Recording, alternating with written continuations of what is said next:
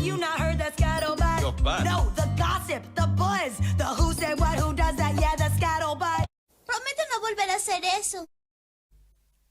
Hola a todos, bienvenidos a Filosofía Clase B, yo soy Oscar. Me comentan, me asombró que fuiste tan generoso con La Sirenita, yo esperaba que le ibas a dar 0 de 5. A ver, si La Sirenita live action es 0 de 5, ¿qué hago con Peter Pan y Wendy? Menos 10 de 5 le pongo. Me pareció una película mediocre, olvidable, inferior a la película animada prácticamente en cada punto en que se las compare. Me gustaron un par de escenas, y cuando digo un par quiero decir 2, 3 como mucho. Pero nada más. No. Lo que noté con esto es que hay gente que ha hecho un negocio de hablar mal del Disney de hoy.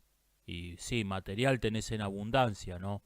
Pero me parece que pierden la objetividad en el sentido contrario al que la pierden los medios que se la pasan adulando a Netflix, diciendo que cualquiera, a Netflix, sí, también, a Netflix, a Disney, a Warner Brothers, diciendo que cualquiera que diga algo en contra de esa basura que producen es un racista, fóbico, misógino, troll de internet. Esta gente me parece que está haciendo lo mismo, pero al contrario. No pueden decir una sola cosa buena de algo que haya hecho Disney porque eso le pondría a la audiencia que se han creado en contra. No me pareció ni por casualidad tan mala como El Rey León, como dicen algunos por ahí. Quizás el cangrejo y el pescado sí. Los animales que hablan sí son el único punto de comparación, pero tienen una importancia mucho menor que en El Rey León.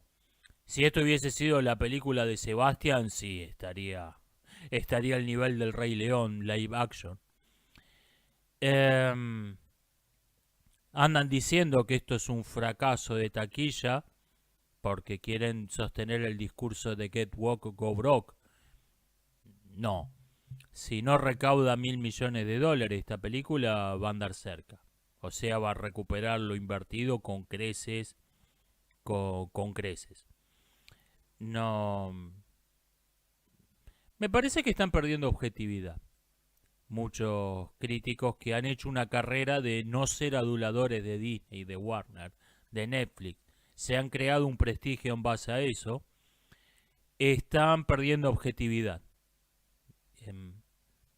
Otra cosa que noté es que con el hecho de esto que están haciendo ahora es una basura, todo lo que se hacía antes se ha vuelto sagrado, se ha vuelto intocable.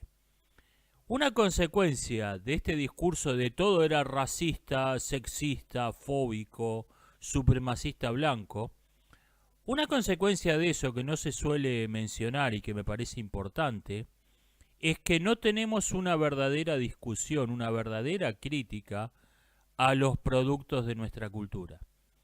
Porque el lugar que debería ocupar la crítica ha sido ocupado por esta especie de spam ideológico. Tomemos cualquier cosa, bueno, todo era sexista, racista, ya lo sabemos de memoria, lo puede hacer una máquina, literalmente lo puede hacer una máquina. Entonces, no tenemos una verdadera crítica. A ver, en El Rey León, con su bullshit del ciclo de la vida, tiene cosas para criticar. Tiene cosas para criticar. Que no es que el león sea más fuerte que la leona. Tiene cosas para criticar esa película. La película de La Sirenita, la verdadera, digo, cambió por completo la moraleja del cuento. Y a su vez el cuento tiene cosas para criticarle. O sea, me parece que este spam ideológico ha frenado toda discusión real. Y al frenar toda discusión real, toda crítica real a los productos de nuestra cultura, estamos estancados, no podemos avanzar. No podemos ir a avanzar porque para avanzar necesitas criticar lo que hiciste antes. Es el único modo de progresar realmente. Esto me parece que es un problema que no se suele advertir con este discurso de todo fóbico, racista, misógino. Está ocupando el lugar que debería ocupar la verdadera crítica. Y necesitamos verdadera crítica para tener verdadero progreso. Varios comentarios sobre el tema de las teorías conspirativas. ¿Saben que con eso me sorprendió lo polémico que fue el tema? Me sorprendió. Alguien me decía que se tomó esa serie de videos como un recreo en el canal y después volvemos a temas más importantes, más serios. Y la verdad que yo lo hice así, esa serie de videos. Ese fue el espíritu.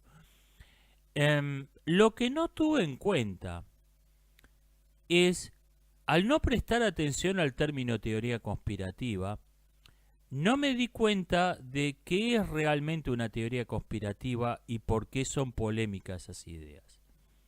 Yo lo traté como ideas extrañas que andan dando vuelta en internet. Y teoría conspirativa no quiere decir eso. Teoría conspirativa quiere decir que es un tema que no estás abierto a discutir. Es un tema que no tenés libertad para discutir seriamente. Yo la traté como cualquier teoría. Hay alguien que dice esto. Vamos a ver cuáles son los argumentos a favor, cuáles son los argumentos en contra, qué evidencias hay. Y llegamos a una conclusión. Que la conclusión fue desde esto es una completa locura a esto es verdad. Esto no es una teoría, esto es un hecho. Cuando hay pruebas, argumentos que en cualquier otro caso yo consideraría decisivos, ¿por qué no lo voy a considerar decisivo cuando se tratan de una teoría de conspiración? Si tenés evidencia clara que la demuestran, listo, es verdad. No es, mirá, yo no creo en las brujas, pero que las hay, las hay. No atreverse a decir que la teoría de conspiración la considera verdadera. ¿Por qué? Si hay evidencia contundente de que es verdad. Cuando toqué temas que yo sabía que eran muy sensibles, por ejemplo, si haces un video llamado ¿Por qué no creo en Dios?, sabés que te estás metiendo con un tema que afecta emocionalmente a mucha gente.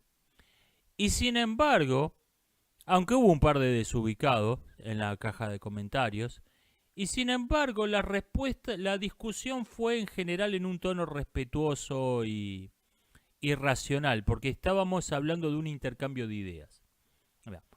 Yo pienso esto, vos pensás esto otro, y te explico, te escribo un comentario en tu video. Bueno, en tu video explicaste por qué crees eso, y yo te escribo un comentario explicando por qué creo que estás equivocado. Es totalmente racional la discusión.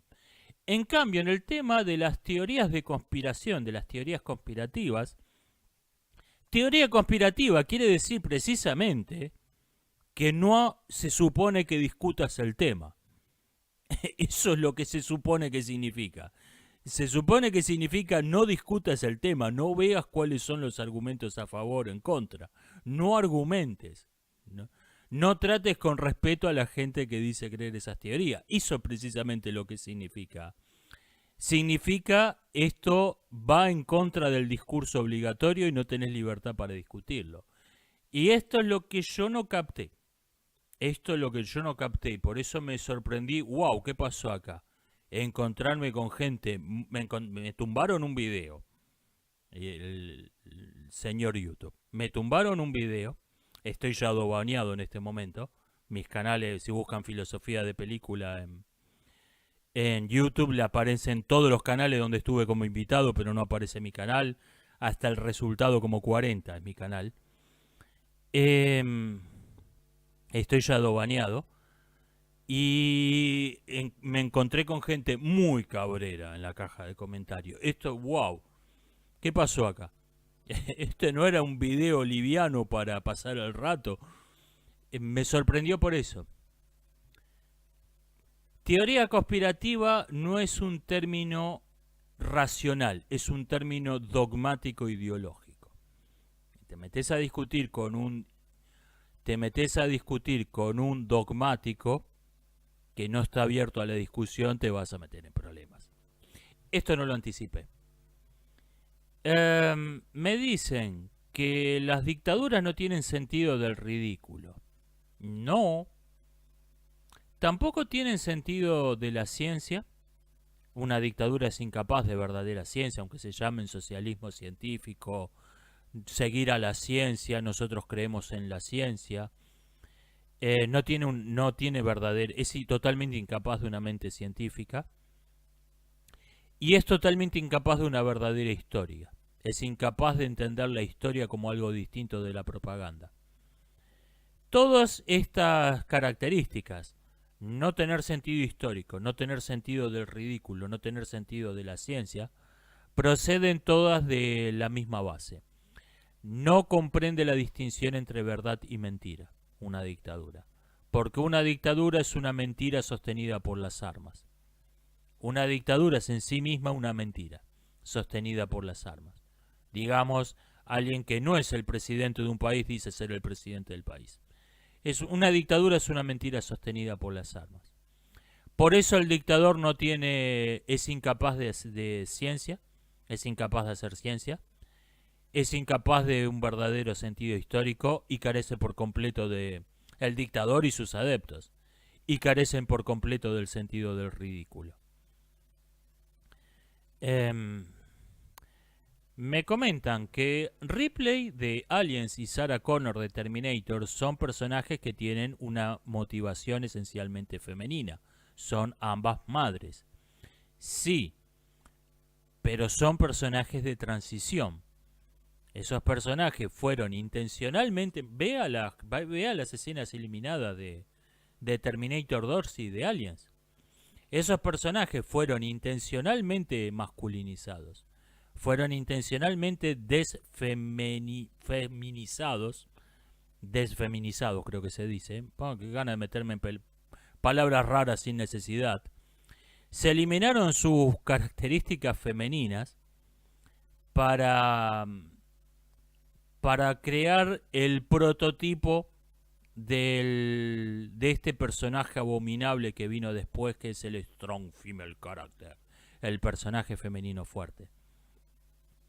Esto, desde luego, lo que pasa es que esos personajes todavía no son como la mugrienta de Mad Max, porque están escritos por verdaderos guionistas y son verdaderos personajes. No son cascarones huecos creados por una ideología. Pero son el prototipo, son el paciente cero de la peste. Ya está ahí en potencia lo que vino después. También me comentan acerca de los extraterrestres de Aliens, que si uno lo ve bien es una especie esencialmente femenina. Por este tema de la reina, de los huevos.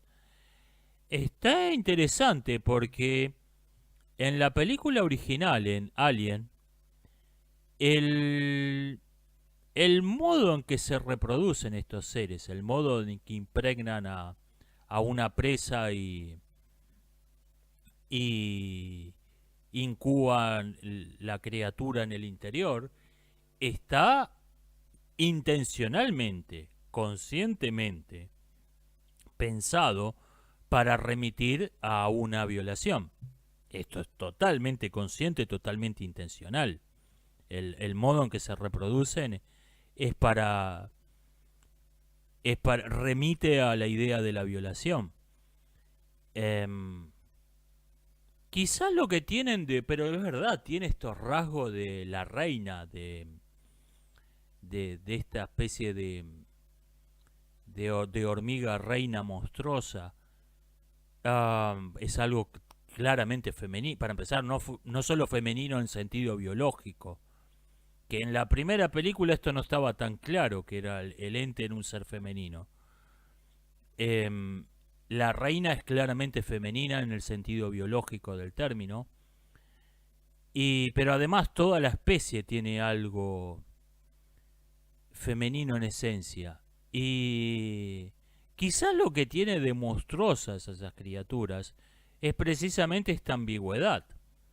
Es precisamente que estamos acostumbrados a pensar sobre todo en seres vivos, en términos de masculino y femenino, y nos encontramos con estos alienígenas Bud Light, estos alienígenas que toman cerveza Bud Light.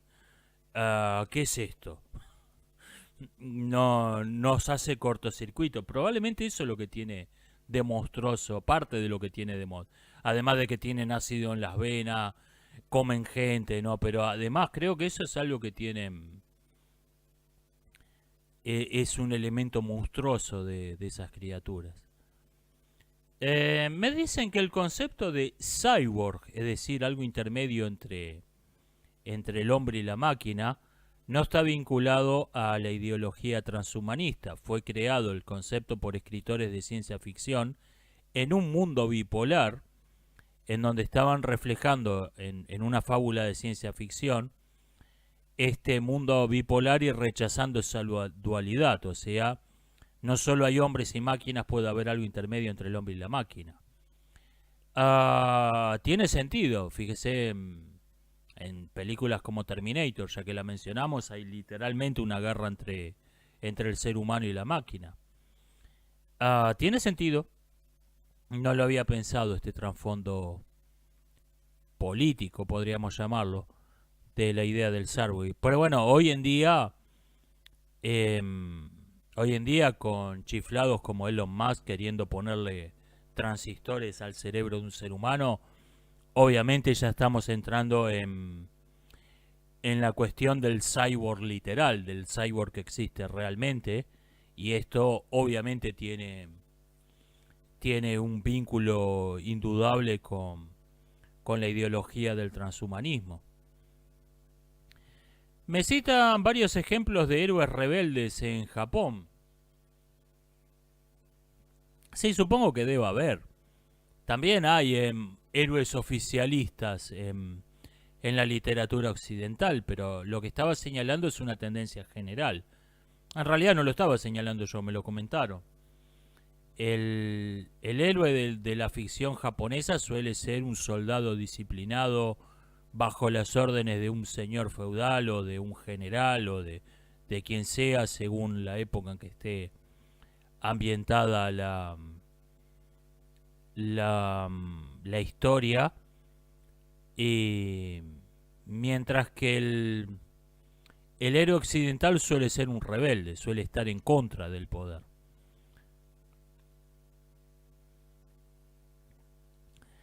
Me dicen, ¿se puede defender la objetividad de la ética sin caer en dogmatismos, por ejemplo, sin citar textos religiosos? Sí, se puede y se debe.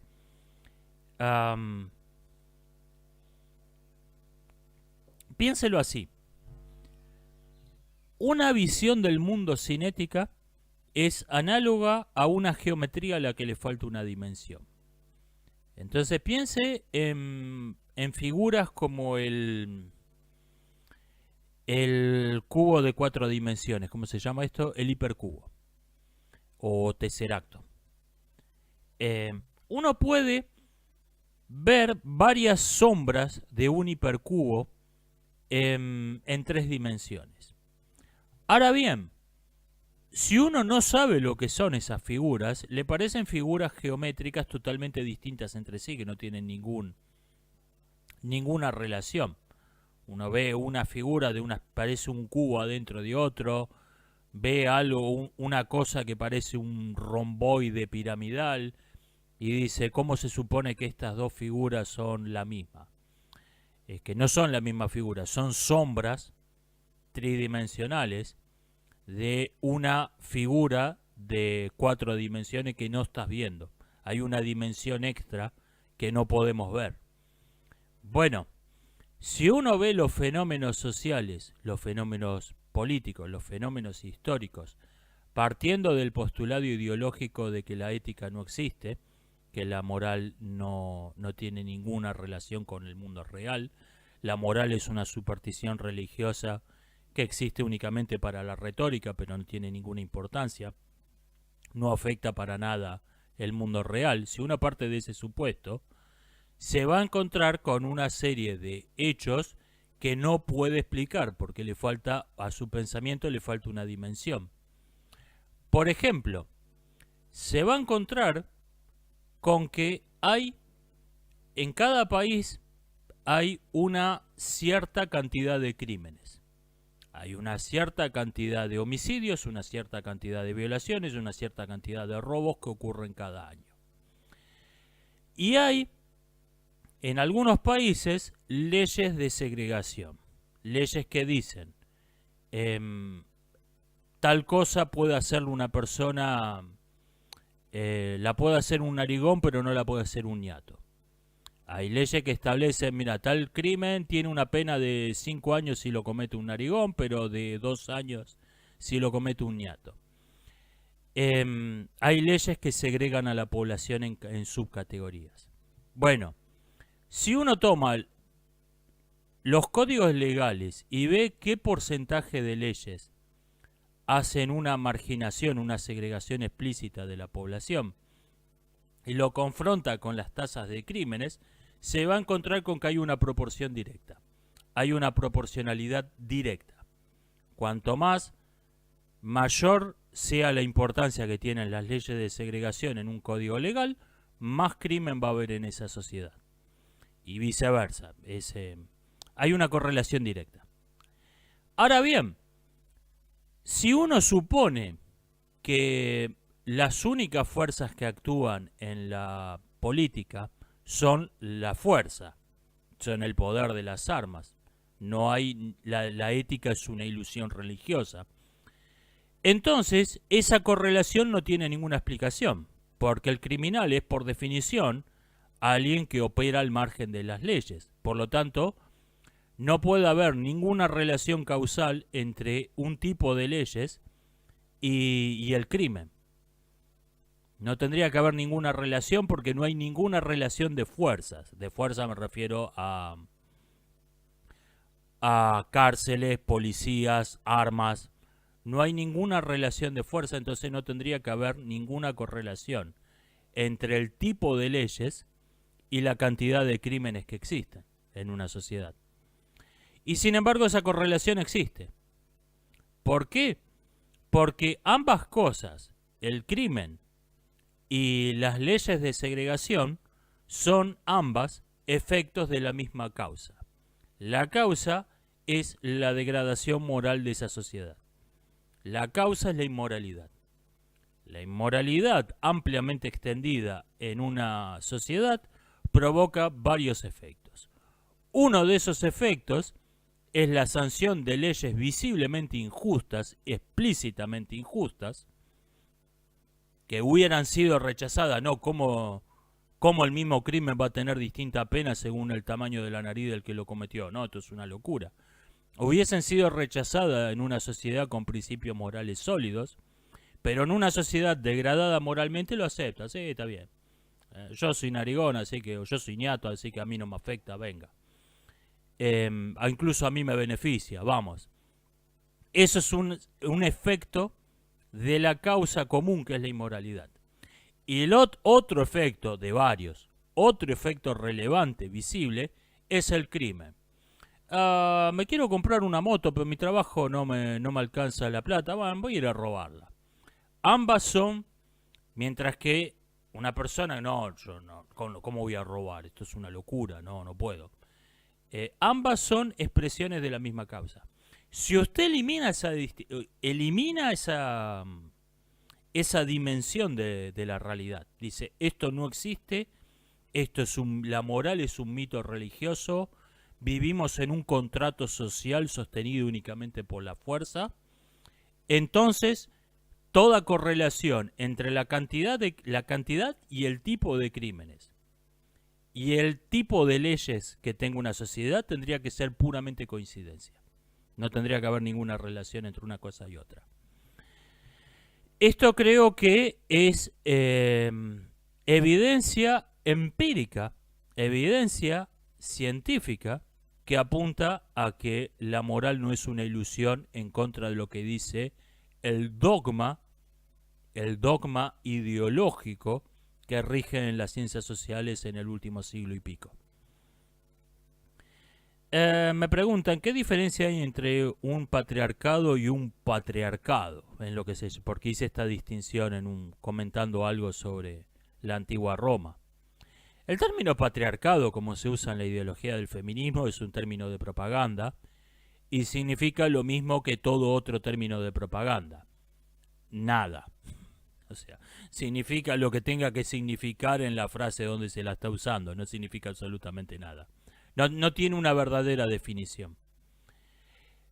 El verdadero sentido del término, el único que tiene sentido, el patriarcado, el sistema patriarcal en ciencias sociales, es un régimen social, político, religioso, en donde el primer hijo varón se considera, de un terrateniente, se considera el único heredero.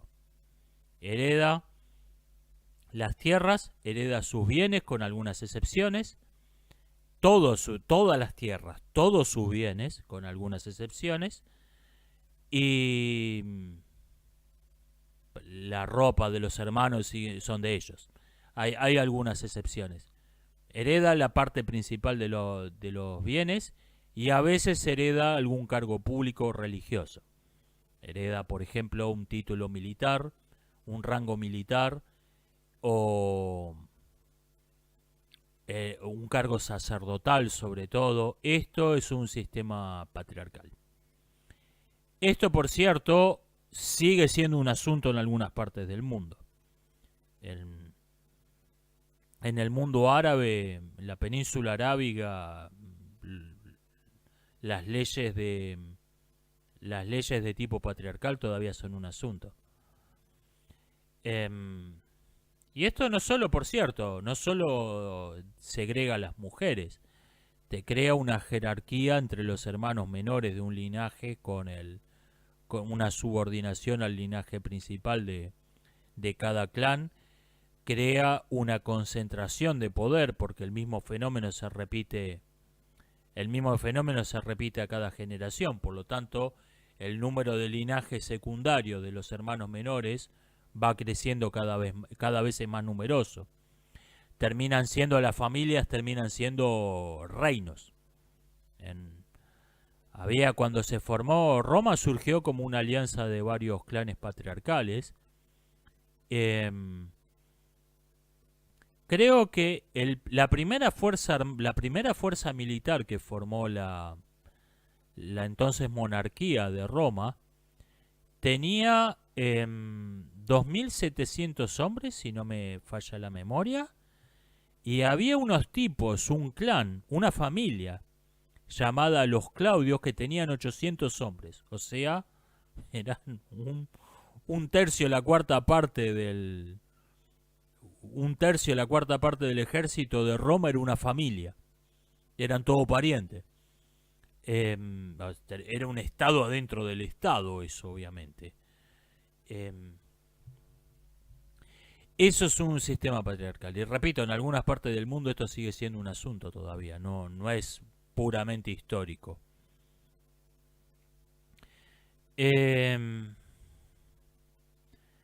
Me preguntan, ¿cuándo deja de ser legítimo un reclamo de soberanía? Yo creo que el único criterio razonable es cuando las personas que estaban haciendo el reclamo, de modo explícito o tácito y sin una coacción por medio de la violencia, renuncian a ese reclamo. Mira, esta tierra nosotros decíamos que era nuestra, pero no, quédatela, metétela donde quieras. Generalmente es algo tácito esto.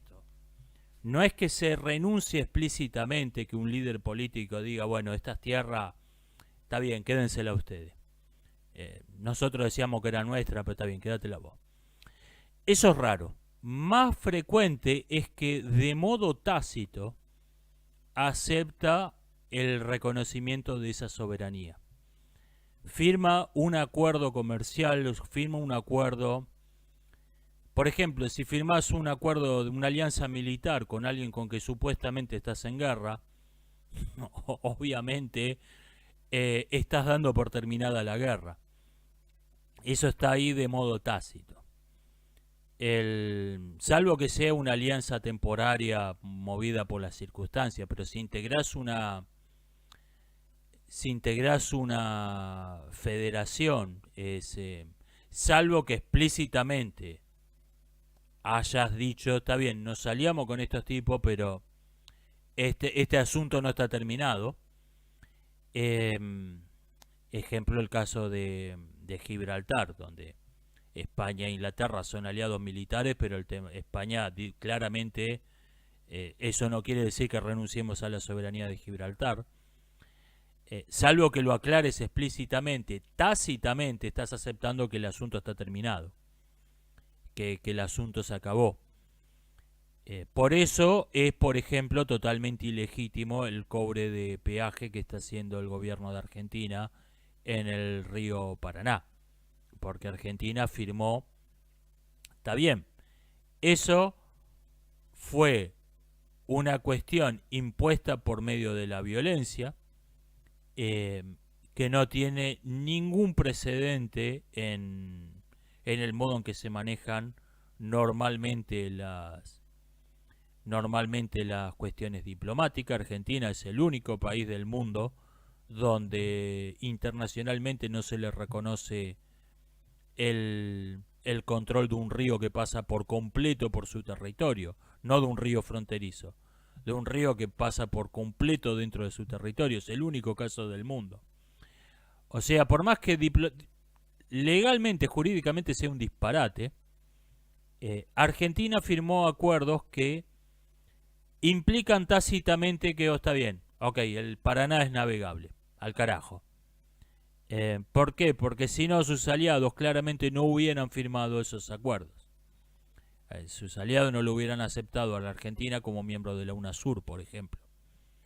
Tácitamente estaba aceptando la renuncia a esa soberanía. Hay tres ideas delirantes que están de moda en nuestro tiempo. El paso del tiempo no da derechos. El paso del tiempo no da derechos. Esta idea, bueno, ese territorio ha estado ocupado por más de 100 años, y a mí qué me importa. Que ¿cuánto tiene que durar una toma de rehenes para que los asaltantes sean considerados dueños del banco? O sea, la idea de que el paso del tiempo da derechos es una completa locura. El paso del tiempo no da derechos. La raza no da derechos. La raza no da derechos. Bueno, mi primo se parece a mí, por lo tanto la casa de mi primo es mía, es mi casa. Eso es una locura. Y la historia no da derechos. El hecho de que en algún momento del pasado la ciudad X haya controlado un territorio no implica que hoy tenga derecho a controlar ese territorio. Esto es una completa locura. Estas tres ideas son una completa locura. Estas tres ideas son una completa locura. La raza no da derechos, el paso del tiempo no da derechos, la historia no da derechos. Lo único que da derecho al control de un territorio es el reconocimiento ampliamente mayoritario de la población que nació en ese territorio y el reconocimiento internacional, incluyendo el reconocimiento de la gente que reclamó en algún momento la soberanía de ese mismo territorio. Reconocimiento explícito o tácito. Esto es lo único que le da legitimidad a un Estado. Me preguntan si vi el último video pero eso es otra historia, el que habla de la España colonial. Sí, lo vi. Cuando terminé de verlo me desuscribí de ese canal. La serie de videos sobre la conquista de América me había parecido extraordinariamente sesgada, pero no me había parecido propaganda. Porque hasta donde yo conozco del tema, me pareció que se estaba subordinando a los hechos. Aunque la visión de los hechos era extraordinariamente sesgada ideológicamente, estaba viendo los hechos, no estaba falseando los hechos. En el video que hizo sobre la América colonial, en cambio, cuando hubo un conflicto entre la ideología y los documentos históricos, documento que leyó, se impuso la ideología. Ok, vamos a tener que mentir para sostener el discurso. Eso es el paso que no había dado en la serie de videos sobre la conquista. Es abandonar la pretensión de estar haciendo historia, abandonar la pretensión de seriedad y meterse de lleno en la propaganda. Es al carajo la realidad, la propaganda más importante. No tengo ganas de ver un canal de propaganda, así que me desuscribí de ese canal. No voy a comentar más nada de los videos que sigan porque no me interesa. 3 personas distintas me pidieron que comente un video del tipo de la Filmoteca Maldita con otro. A ver, no sigo esos canales, no me interesan. Me parece en televisión a velocidad de reproducción del 0,75. Dicen la misma pelotudez que la CNN, pero hablan más despacio. No me interesan esos canales, no los sigo, no me parecen interesantes lo que dicen. 3 personas me pasaron el mismo, le di 3 vistas a ese video. 3 personas me pasaron el mismo link. ¿Qué te parece lo que dice este canal? Me importa un bledo. Es la misma pelotudez que dice la televisión, pero habla más despacio. Me puedo extender con el tema de que cierto medio asiático nunca critica a Falun Gong como si eso implicara apoyar al régimen comunista chino. A ver, Falun Gong, Falun Dafa, es una secta, es un culto. Y me refiero a que es literalmente un culto. Tiene todas las características señaladas, por ejemplo, en el modelo BITE, B-I-T-E. Es un culto de manual, Falun Gong. No me agradan los cultos, no me agradan las sectas. Si en un país el 10% de la población adulta es miembro de una secta, creo que eso es un problema de Estado. Es algo que el Estado se tiene que noticiar y tiene que ver qué hace con eso. No puede decir, bueno, no, nosotros no es problema nuestro esto. No, tiene que ver qué hace, es un asunto, es un problema de Estado. Quiere decir que estoy de acuerdo con prohibir una religión, meter presos a sus partidarios, asesinarlos, robar órganos y venderlos a ricachones extranjeros o miembros del partido, practicar la violación como técnica de tortura. No. Son comunistas, ¿qué esperaban? Así arreglan sus asuntos esa gente.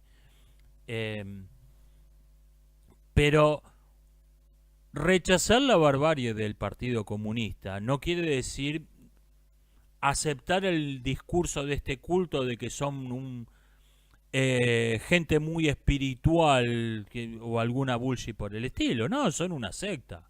Son una secta. No me cae mucho más simpático que el Partido Comunista.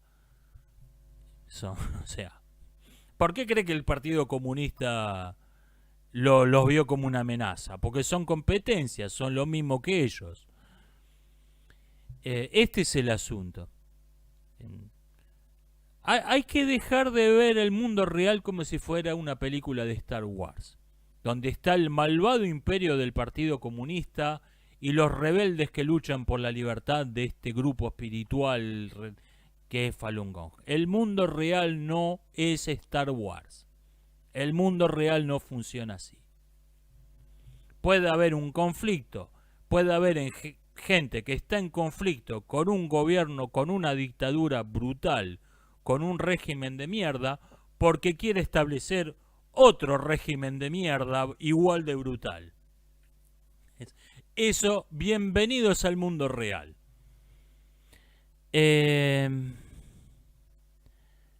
Me preguntan, ¿qué tan importante es que una ficción esté basada en una teoría social falsa?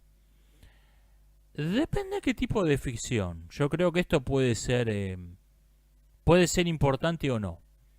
Por ejemplo, qué sé yo, en Star Wars los pacifistas son toda gente de nobles sentimientos que rechaza la violencia y por eso quiere permanecer neutral en los conflictos armados.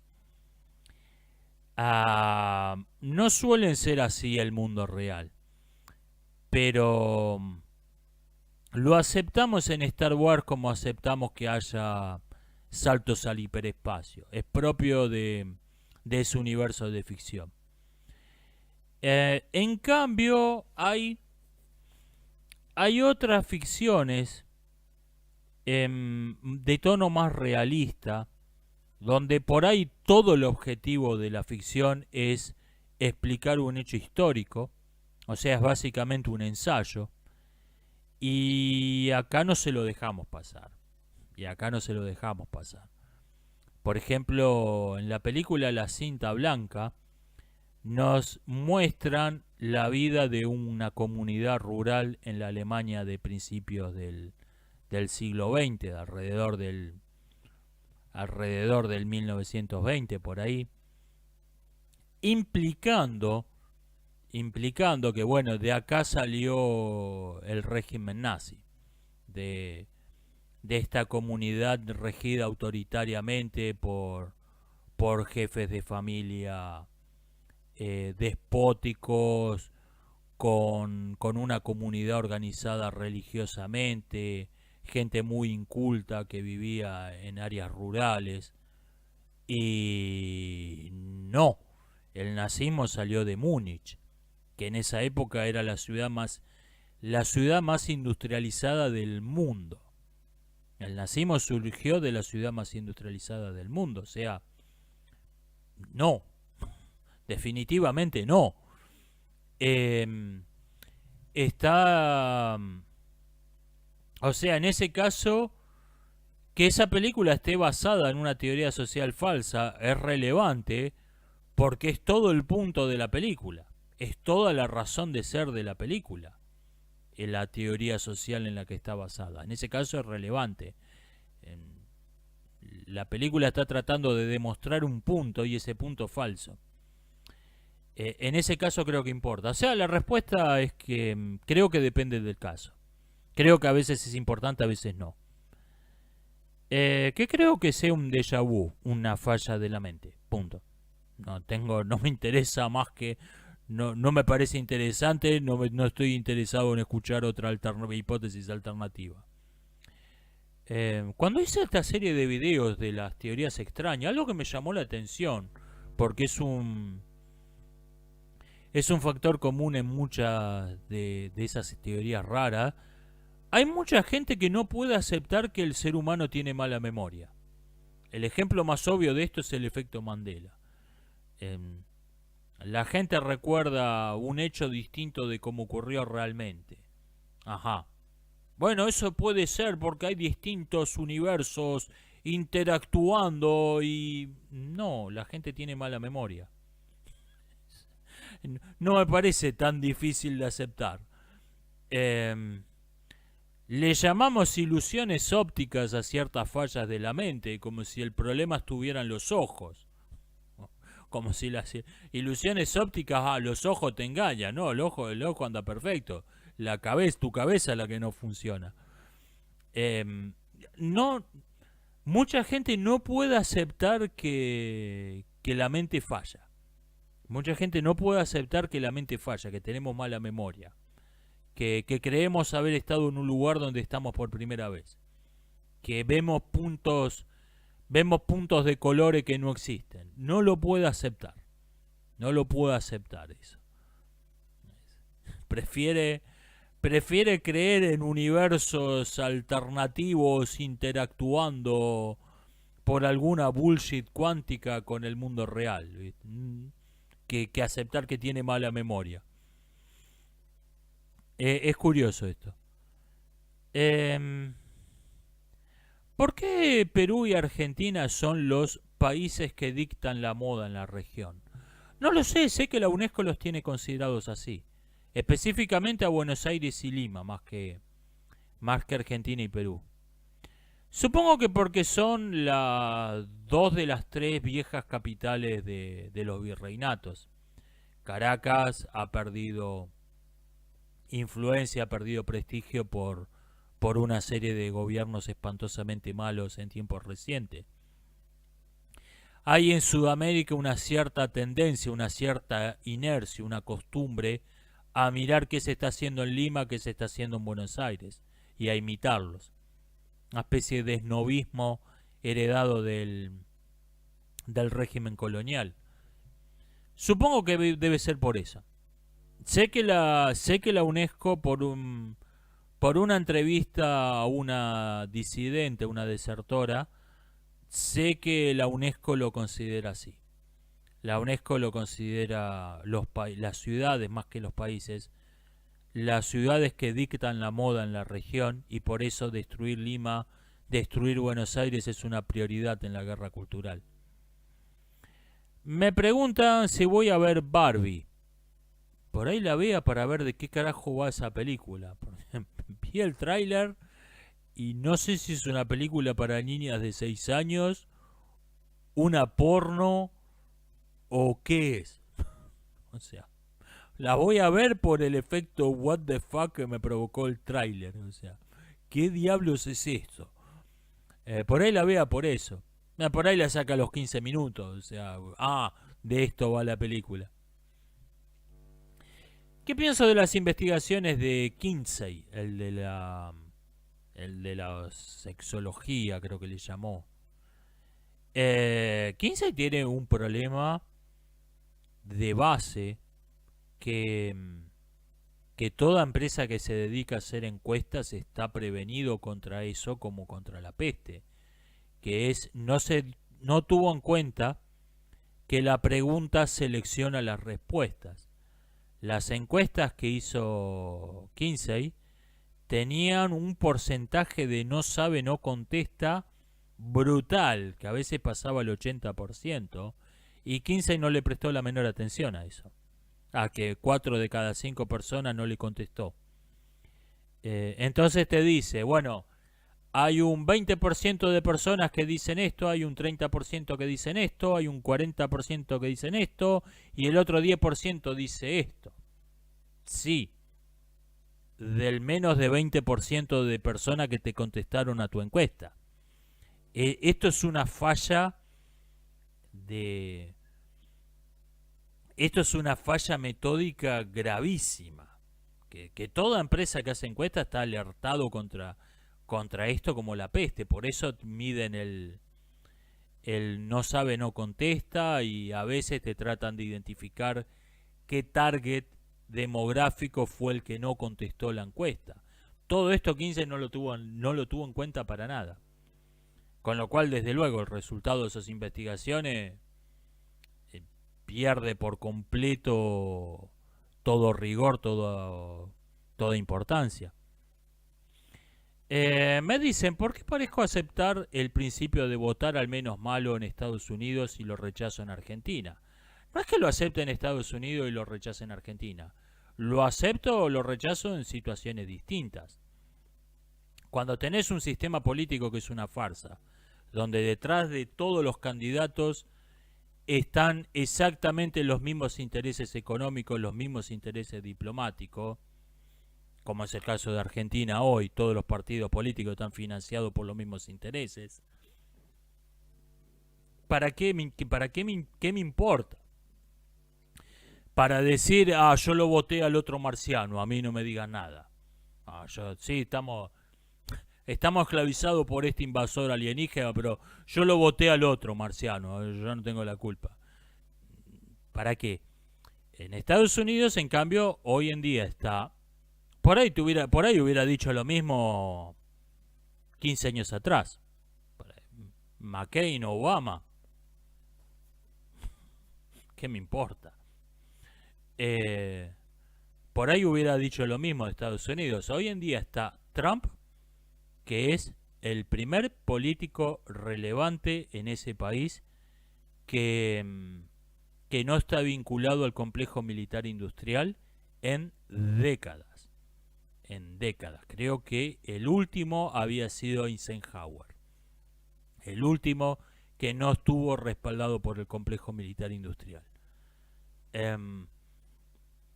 Podemos señalar mejor y peor dentro de ser todos virtualmente de un mismo partido político, no me refiero a los demócratas o a los republicanos, ser de hecho un partido político, podemos señalar gobiernos mejores o peores.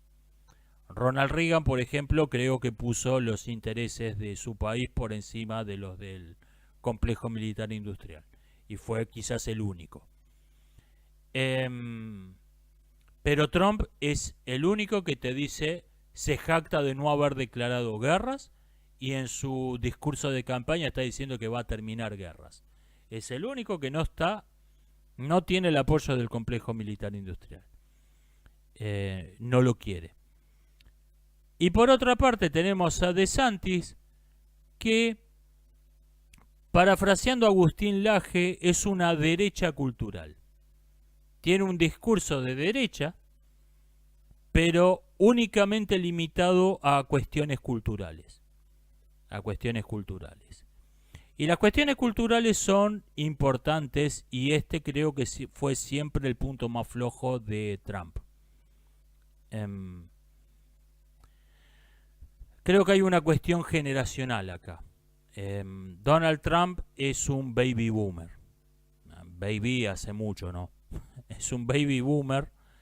Y DeSantis es un X. Es de la generación X. Creo que acá hay una importante diferencia cultural. Hay una importante diferencia generacional, quise decir. DeSantis le da más importancia a la cultura, mientras que Trump tiene una visión totalmente militar y económica de la política. Y se saca foto con la bandera del orgullo pedófilo porque no le parece importante y te va a traer unos votos. No me agrada esa visión de la política. Y no me agrada la visión de la política que tiene Trump, pero no me agrada DeSantis. Entonces, ahí creo que hay pros y contras por los que tiene realmente sentido una discusión. En Argentina, ¿qué preferís? ¿El candidato de los lobbies internacionales A, el candidato de los lobbies internacionales B, el candidato de los lobbies internacionales C, o el nuevo sabor, el candidato de los lobbies internacionales D? ¿Qué me importa? No quiero a ninguno de esos tipos gobernando. Eso es, yo voté por el otro marciano. No es la misma situación, no es que yo tenga distinto criterio en un caso y en el otro. Me preguntan si hice alguna vez ayuno intermitente, porque lo mencioné en un video de los primeros del canal. No es que hice ayuno intermitente, me intoxiqué. No, me intoxiqué, y la doctora que me vio me dijo que estuviera 2 días con mucho líquido, pero sin comer o comiendo muy liviano. Arroz con pollo, ese tipo de cosas de hospital. Pero no fue una cuestión de voy a hacer ayuno intermitente para hacer una dieta más natural, más espiritual, estando en armonía con la madre tierra, reducir la huella de carbono y combatir el heteropatriarcado. No, me intoxiqué, casi me voy a ver crecer las margaritas del lado de abajo. ¿Qué opino? No opino nada, no estoy calificado para opinar de asuntos médicos, así que no lo hago. No opino nada, no estoy calificado para tener una opinión. En principio la idea no me parece una locura, pero si es una buena idea no lo sé, no estoy calificado para decirlo. Comento que en principio la idea no me parece una locura. Escuché por ahí un comentario que decía que someta al cuerpo a un estrés innecesario. Sí, el deporte también. Y ese no es un argumento válido. Pero no conozco, no estoy calificado y no lo practico.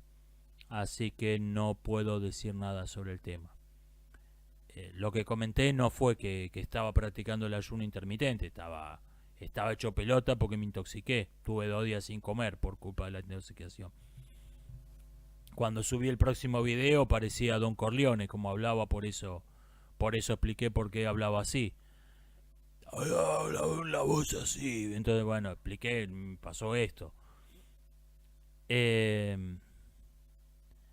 Me pregunta Creo que lo que decía Herfried Münkler en las nuevas guerras está demostrado por lo que está ocurriendo en Ucrania. No, yo creo que todo lo contrario. La guerra de Ucrania es una guerra vintage, es una guerra anticuada. Si Münkler tiene razón, es una anomalía, es una de las últimas guerras de ese tipo. En Ucrania hay trincheras, hay trincheras como en la Primera Guerra Mundial. Es una guerra muy vintage, la de Ucrania. En todo caso, lo que decía Münkler se puede ver en lo que se conoce con el eufemismo de inmigración. Ahí se puede ver que Europa va en la dirección que anticipaba Münkler. Se está africanizando Europa, en parte porque la población se está volviendo africana. Hay 1 millón de inmigrantes por año o más. Ucrania no, al contrario, Ucrania es una anomalía en su teoría. Ucrania es una guerra anticuada y de guerras relativamente caras. A pesar de que la guerra se pelea con chatarra, como decía alguien.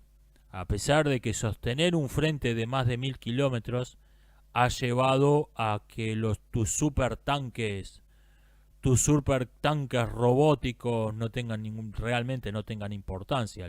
Un frente de 1000 kilómetros lo tenés que sostener con infantería armada con fusiles de ametralladora dentro de una trinchera y cañones. ¿Por qué? Porque son baratos. Han movilizado tanques T-55 Rusia, o sea, están relativamente, pero un tanque no es un arma barata en el sentido en que decía Münkler. No estamos viendo el tipo de guerra peleada con fusiles AK-47 y machetes donde la masacre, no hay batallas, la masacre es el hecho principal de la guerra, como fue en la guerra del Congo no hubo batallas casi, porque esas fuerzas indisciplinadas y mal armadas con armas baratas servían como fuerzas de ocupación, pero no servían como fuerzas de choque, entonces no había batallas. El hecho central de esa guerra era la masacre.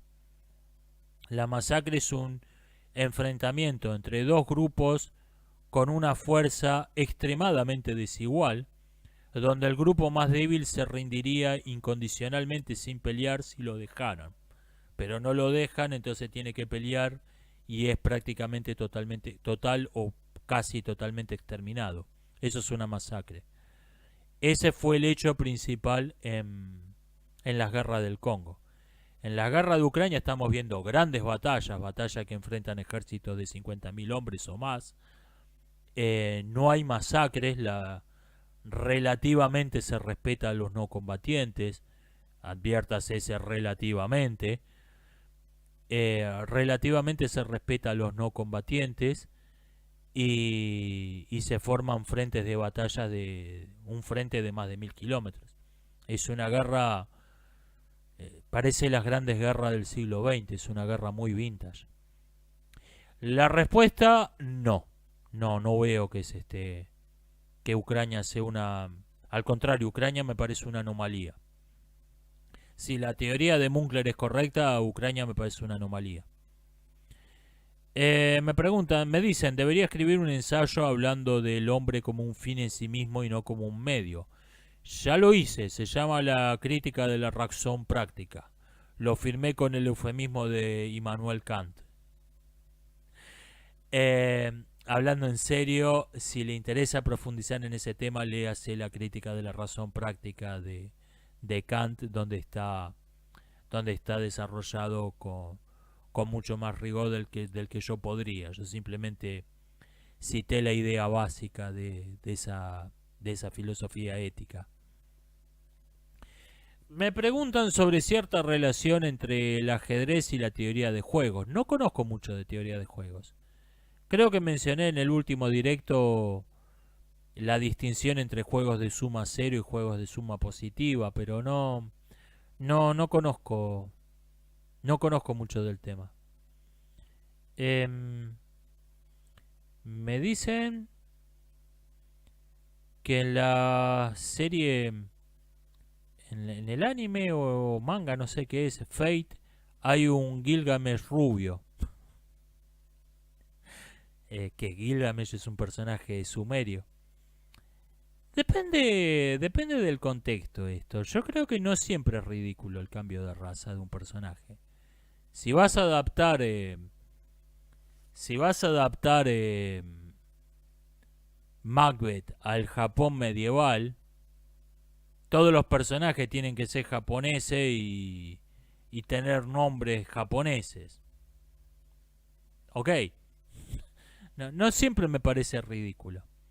Por ejemplo, en el caso de la Sirenita, de hecho, no me parece un cambio ridículo en la versión live action.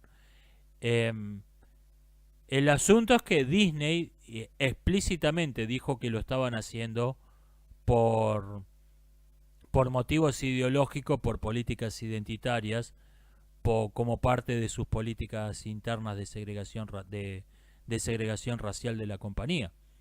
No. Ahora, en esta versión de la fábula hay... Las sirenas son más bien ninfas. Se corresponden más a las ninfas de la mitología que no a las sirenas. Son una especie de virreinas de los mares, hay una por cada mar, tienen el aspecto, cada sirena tiene el aspecto de la gente de por ahí. Y Ariel, la sirenita, es la sirena del Caribe. Y se ve como Halle Bailey. Ok. Si Disney no me hubiera dicho que lo hicieron con una intención de segregación racial, yo lo aceptaba. No me parecía ridículo ese cambio. O sea que el Gilgamesh rubio hay que ver de qué va la historia. Hay que ver de qué va la historia. Puede ser, si se supone que ese tipo es sumerio, me voy a cagar de risa. Pero depende de lo que hayan hecho con la historia, puede tener sentido o no.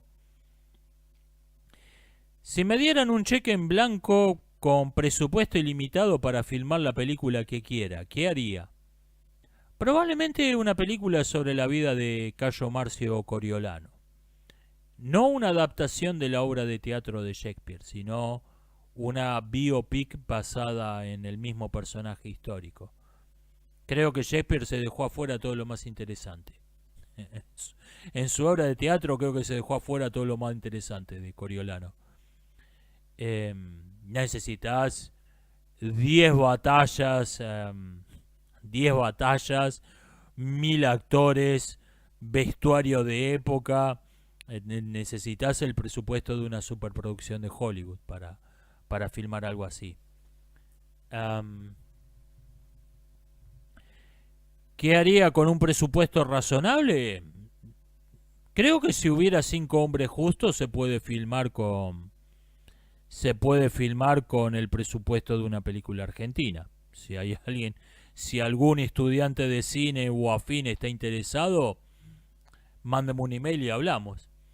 Esa creo que se puede filmar con un presupuesto razonable.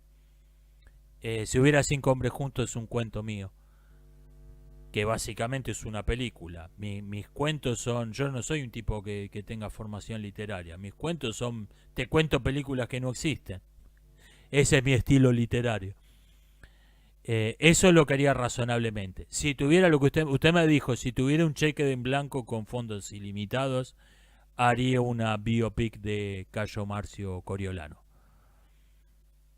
Personaje histórico fascinante. Me preguntan, ¿qué libro le recomiendo para ampliar el trasfondo filosófico de la película Gattaca? Primero y principal les recomiendo Brave New World de Aldous Huxley y su ensayo Nueva visita a un mundo feliz, que no es una secuela, es un ensayo revisando la novela 30 años después. Que en cierto sentido Gattaca es una especie de precuela no oficial de Brave New World. Gattaca transcurre en algún momento a mediados del siglo XXI y Brave New World transcurre en el año 600 y pico después de Ford, o sea, en el siglo XXVII por ahí. Es una especie de precuela no oficial. Le recomiendo ese. El tema de la humanidad del hombre de carne y hueso, le recomiendo, que me parece que es lo que está de fondo ahí, la visión del hombre como un instrumento social, o la visión del hombre como un ser que tiene una realidad propia, esencial. Eso creo que está muy bien planteado en cualquier filósofo que merezca ese nombre, ¿no? Pero creo que está muy bien tratado del sentimiento trágico de la vida de Miguel de Unamuno. Y le recomiendo también la serie que está haciendo el canal Polizón y Náufrago sobre Julián Marías. Bueno, le recomiendo a Julián Marías, ¿no? Pero creo que una buena introducción es la serie que está haciendo Polizón y Náufrago de Julián Marías. Le recomiendo, creo que ahí tiene dos lecturas y una recomendación de un canal que creo que es un buen comienzo para meterse en el tema que usted dice, que obviamente no lo va a agotar con 3 libros, pero me parece que es un buen comienzo. ¿Qué opino del Mayo francés? Creo que fue un fenómeno histórico completamente irrelevante. Un montón de estudiantes crónicos aburridos y prostitutas salieron a tirarle ladrillos a la policía, después se fueron a su casa, cuando los padres lo dejaron de mantener, se consiguieron un empleo como burócrata, como empleado público, y se pasaron el resto de su vida pegándole sellos de gomas a facturas y escribiendo libros acerca de cómo en su juventud quisieron cambiar el mundo. Es un hecho histórico demasiado irrelevante como para que merezca una opinión. Eso es lo que opino del Mayo francés. ¿Considero que Latinoamérica es Occidente? Sí, por completo. Tiene diferencias con Europa, sin dudas. Tiene diferencias con la América anglosajona, sin dudas. Pero todos forman parte de una misma civilización. Negar esto es el único motivo, a veces explícito, a veces hipócritamente disfrazado, por el que se niega esto, es por la teoría racial. Es porque se está aceptando la teoría racial. Gente que no tiene la misma raza no puede tener la misma cultura. En algunos casos te lo dicen, pero en algunos casos es totalmente explícito. Y cuando no lo es, obviamente esa es la verdadera razón, incluso cuando hipócritamente te dicen otra razón. Tenemos estos autores como Beatriz Arlo que hablan del mestizaje cultural. Ajá. ¿Cuántos filósofos charrúas, cuántos novelistas araucanos tenés en tu biblioteca, Beatriz? Porque acá no hay ninguno, ¿eh? Acá no hay ninguno. Todo esto viene de Europa. O mayormente de Europa. En todo caso se podría hablar de un mestizaje chino, con más sentido en mi caso, de hablar de un mestizaje chino, de un mestizaje cultural chino, que de un mestizaje cultural aborigen, porque en esta biblioteca tengo más autores chinos que aborígenes. Tendría más sentido hablar de un mestizaje chino, literalmente. Lo que pasa es que a mí me gusta decir que lo que nos diferencia de Europa no es la sangre sino el agua.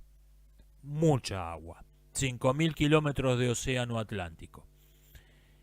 En América en cierto sentido es más europea que Europa, porque la gente que vino a parar acá de Europa vino con las ideas que eran comunes en Europa, pero no había acá instituciones burocráticas establecidas que aplastaran esas ideas.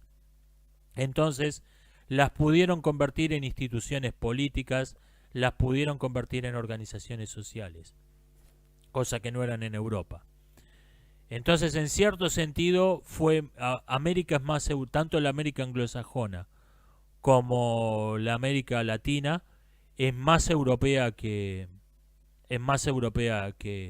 que Europa. Dejo aparte el caso de Haití, que Haití es un país africano que alquila un departamento en América. Es un caso aparte. No lo cuento como parte de Latinoamérica. Pero la única razón por la que se rechaza que nuestra cultura es totalmente europea, no mayormente, no en un 50%, nuestra cultura es totalmente europea, es porque se considera que un europeo no puede tener tez morena. Es la única razón. La verdadera razón es esa, siempre. Se la diga explícitamente, se la disimula hipócritamente con otras razones que no son la verdadera. La verdadera razón es esa. Que los pueblos aborígenes adoptaron la cultura de Europa, sí, de la misma manera que la adoptaron mis antepasados celtas. Es una cultura que surgió en el Mediterráneo, en las penínsulas y islas del Mediterráneo, y se expandió tierra adentro con el Imperio Romano. Y ahí esa cultura fue adoptada por mis antepasados celtas, por eso yo estoy hablando en un idioma que deriva del latín vulgar. Lo que pasa es que no ando con un traje de piel, un escudo de madera, yendo a protestar frente al consulado italiano y escribiéndole a youtuber italiano: devuelvan el oro que se llevaron de Iberia, imperialistas colonizadores, porque no soy un pelotudo, porque es la única diferencia. Pero no hay que confundir la raza con la cultura. Esta es la razón de fondo de la que está detrás de todas estas estupideces del mestizaje cultural y similares. En lo único en donde hay verdaderamente un mestizaje cultural, en lo único que hay realmente en Latinoamérica que es distinto de Europa y es distinto por la influencia de las culturas de los pueblos originarios, es el crimen. Es el crimen y otras formas de basura cultural. Eso procede realmente de los pueblos aborígenes.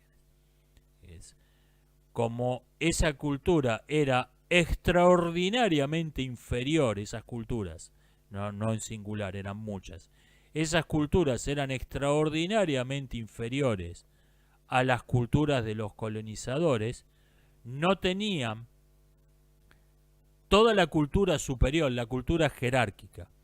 Las culturas no tienen todas el mismo valor, esto es una estupidez ideológica, y la cultura jerárquica en sí. Dentro de cada civilización hay una cultura superior y hay una cultura superior, una cultura de élite, que no quiere decir una cultura de las élites económicas, como dice el dogma ideológico marxista.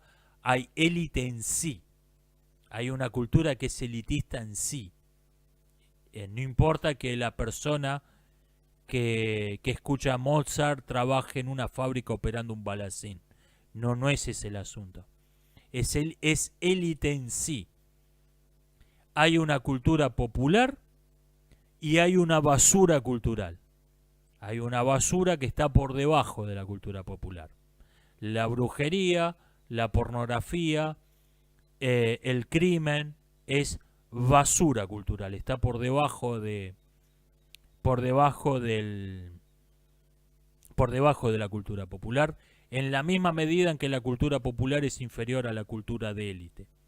Bueno, decía, cuando vino a América todo un aparato cultural de una cultura muy superior, de una civilización muy superior, no encontró las partes superiores de la cultura, no encontraron nada con qué mezclarse, porque no había nada equivalente en América.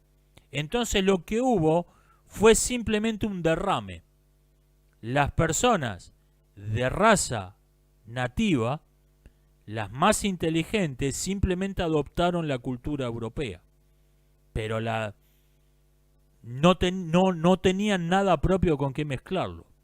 Tenían una cabeza que funcionaba muy bien, porque esos tipos, en contra de lo que dice la pseudociencia de la teoría racial, esos tipos no son biológicamente inferiores, adoptaron la cultura occidental, la adoptaron de los españoles, del mismo modo que mis antepasados celtas la adoptaron de los romanos.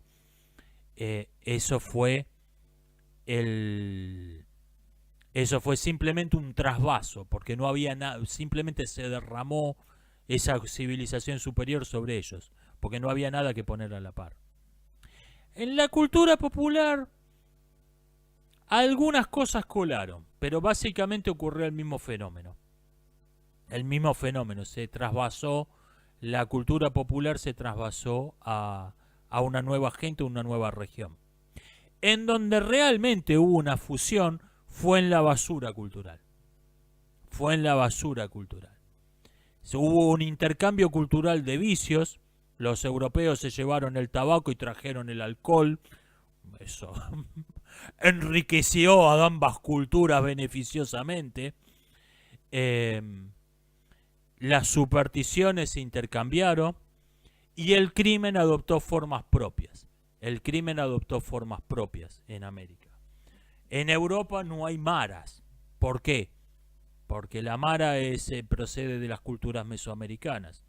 Estas organizaciones de ciudades-estado mesoamericanas, como el mal llamado Imperio Azteca, eran maras. Eran maras. El Imperio Azteca era una mara. Adoptaron las formas de... En las barras en Argentina tienen un jefe, un cacique, un jefe autoritario indiscutido, no electo, es el más pesado y por lo tanto manda y nadie se atreve a discutirle. Tiene un grupo de guerreros que lo obedecen y tiene unos mansos que no combaten pero son aduladores suyos y sirvientes. Es una tribu, una barra. En Europa las tribus fueron erradicadas hace más de 1000 años literalmente y por lo tanto ya no queda ningún rastro de la organización tribal en Europa. Por eso no hay barras en Europa. En cambio, para compensar, para ver que no que tienen lo suyo, tienen la mafia. En Europa tienen las mafias. ¿Qué es la mafia? Una imitación, imagen y semejanza de la Iglesia Católica. Tenés un grupo de seguidores con un capo local y el capo local es ahijado de un padrino mayor y todos tienen un capo de todos los capos, un papa del crimen. La Iglesia Católica. El crimen es lo único donde realmente hay el crimen. Los vicios, las supersticiones, es en lo único en donde hay verdaderamente un mestizaje cultural. Perdón si la respuesta fue más larga de lo que usted esperaba y de lo que probablemente ya deben estar harto todo el mundo, pero es que hay muchas estupideces sobre este tema y solo con desmentir las estupideces principales tenía que hablar bastante. Me dicen, ¿qué pienso de que Polonia dijo que apoyaría una insurrección en Bielorrusia? Es complicado esto. La guerra de Ucrania está en una etapa curiosa porque está estancada militarmente. Los rusos estuvieron casi un año literalmente para avanzar 20 kilómetros. Desde la contraofensiva ucraniana del año pasado no ha pasado nada militarmente. Ha muerto gente, ¿no? Pero me refiero a que no ha pasado nada estratégicamente relevante. Pero diplomáticamente el conflicto sigue escalando. No enfría nunca. Nunca va para atrás. Ocurrió lo que yo no creí que iba a pasar en esta guerra. Los ucranianos atacaron Rusia. Eso yo no creí que iba a pasar en este conflicto. Había habido un bombardeo a un depósito de combustible que estaba abasteciendo en Rusia, que estaba abasteciendo las operaciones militares en Ucrania. Ok, eso Eso está entre las reglas del juego. Pero esta vez invadieron territorio ruso y se retiraron unas horas, un par de días después. ¡Wow! Eso se llama está pasado de rosca. Yo creí que eso no iba a pasar. Yo pensé que eso no iba a pasar. Con lo cual, la posibilidad de que esto escale a otra clase de conflicto está sobre la mesa. Está sobre. Siempre estuvo teóricamente sobre la mesa. Si un país tiene un arma, la posibilidad de que la use siempre está arriba de la mesa. Pero me refiero a que ya tiene que haber habido en Moscú, tiene que haber habido discusiones. ¿Qué hacemos? ¿Respondemos con uno de los juguetes que tenemos guardado o esperamos un poco más? Ya lo tienen que haber discutido. Están pasados de rosca los dos bandos. Están pasados de rosca los dos bandos. Ya dejó de ser una cuestión racional, dejó de ser una cuestión estratégica. Esto es, la guerra se adueñó de los combatientes. La guerra sigue su propia inercia. La guerra sigue su propia inercia. No están pensando con lógica, no están pensando racionalmente. Racionalmente, Rusia se adueñó de un territorio donde no lo van a poder desalojar los ucranianos, no tiene fuerzas para seguir expandiéndose, hay un bruto río que en algunas partes tiene un ancho de 500 metros oficiando como frontera de facto. Racionalmente se tendrían que haber sentado a negociar, ok, vamos a firmar un cese al fuego, dejamos la frontera donde está ahora de modo provisorio para siempre. Racionalmente ya tendrían que haberse sentado a negociar la paz. No están actuando racionalmente. Por otra parte pasó algo que yo ya me había anticipado desde el vamos, que es cuando tenés una liga que no tiene otra cosa en común que un enemigo. No tienen objetivos en común, no tienen un líder claro, no tienen una potencia hegemónica indiscutida. Ejemplo, la OTAN hoy. El rol del hegemón o del hegemón, la he visto acentuada, esta palabra la vi acentuada de las dos formas, no sé cuál es preferible. El rol del hegemón lo adopta no el más poderoso, sino el más radical, el más intransigente, que en la OTAN es Polonia. El halcón más total, el halcón más demente de todos adopta el rol del hegemón. ¿Por qué? Porque Estados Unidos podrá tener unas fuerzas armadas 10 veces mayores que la de Polonia, literalmente. Tiene más de 10 veces la cantidad de efectivos militares que Polonia, Estados Unidos. Pero Polonia proporcionalmente está dispuesta a empeñar mucho más en la guerra que Estados Unidos. Polonia ha enviado más ayuda militar a Ucrania que Estados Unidos. Entonces el rol de primera potencia no es una cuestión de números absolutos. De hecho, la primera potencia es Polonia.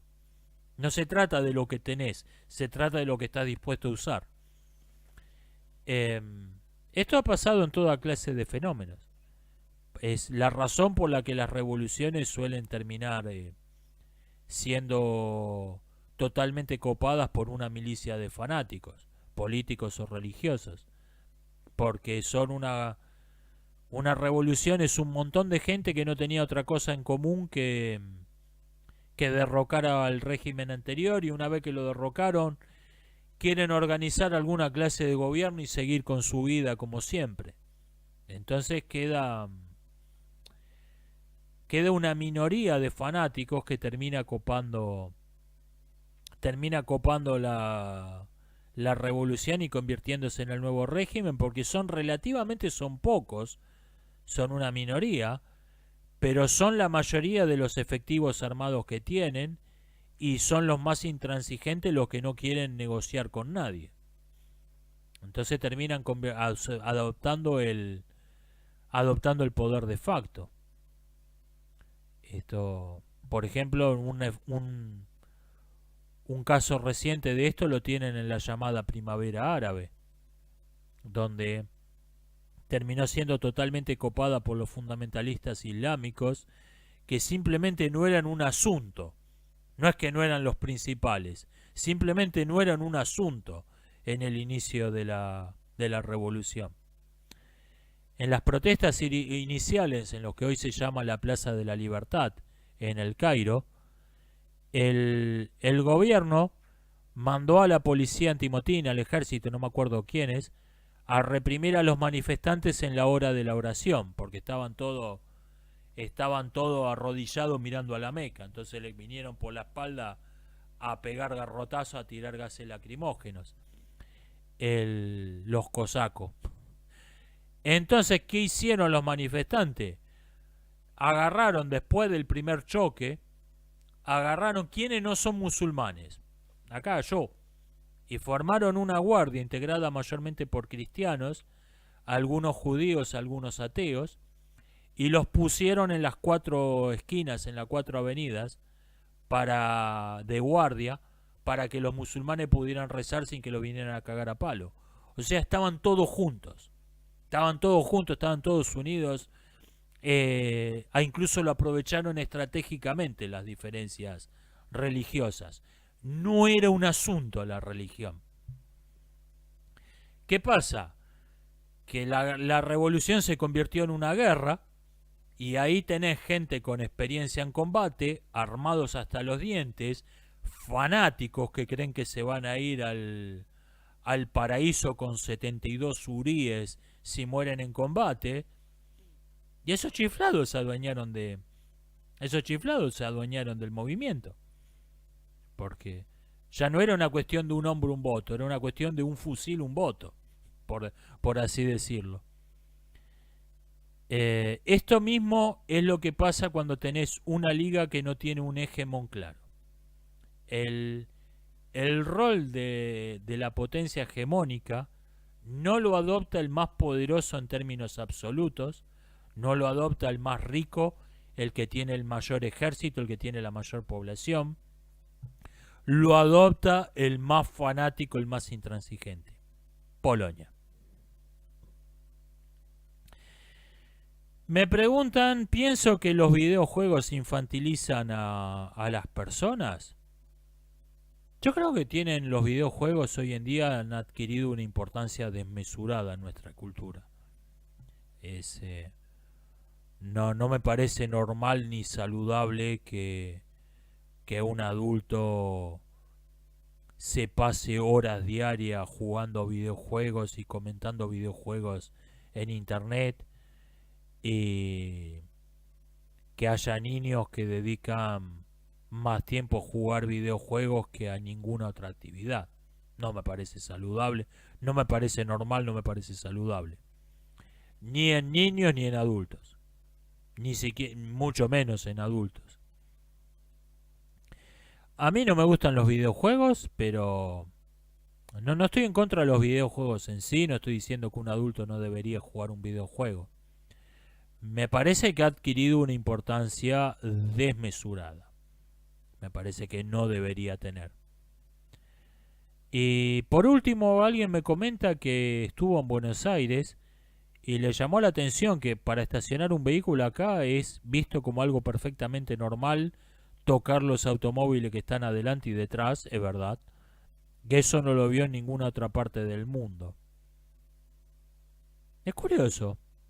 Es curioso. La verdad es que no se me ocurre hacer ninguna interpretación profunda de esto que signifique más de lo que señalar el hecho en sí, de que es verdad. Doy fe que en Buenos Aires eso es visto como algo perfectamente normal, y que eso, por lo visto, eso no ocurre en ninguna otra parte del mundo. Lo he visto en películas de Estados Unidos, que alguien le tocó al auto al vecino mientras estacionaba, y eso es motivo para una discusión. Lo he visto en películas esto. No puedo decir que sea lo normal en todo el mundo, pero sí es verdad que esto es curioso. Y bueno, esto ha sido todo por hoy. Nos estamos viendo. Hasta la próxima.